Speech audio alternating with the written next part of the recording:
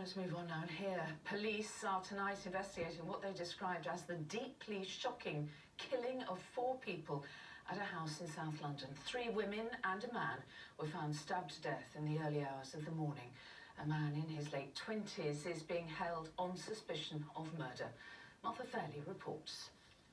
What happened on Delaford Road in southeast London last night is still not clear, but the aftermath has horrified this Bermondsey neighbourhood. 4 people stabbed to death, a 5th in custody on suspicion of murder. Police forced entry to a house after a disturbance at around 20 to 2 this morning. Inside the house, they made a dreadful discovery of 4 people who had been stabbed. Despite the best efforts of officers and paramedics, all 4 people were soundly pronounced dead at the scene. This is a deeply shocking incident, and we will do everything we can to provide support to everyone affected. Detectives are now trying to understand why a man and woman in their 60s, a woman in her 40s and a woman in her 30s were killed.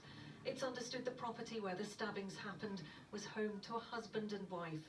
Neighbours say they were woken by the sound of a helicopter and police and paramedics at the scene.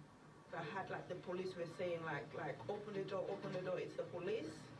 So then I looked out my window, then I literally saw the police car and the police were knocking across my neighborhood there. So yeah, so I just thought probably it's routine check or something like that, or they were looking for someone. So I didn't take it seriously.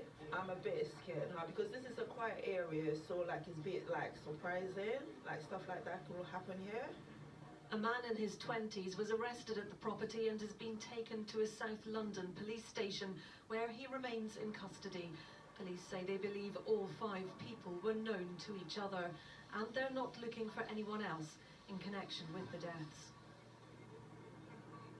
Well, police are yet to formally name the 4 people who died here last night. However, one woman has been named locally as grandmother Dollet Hill.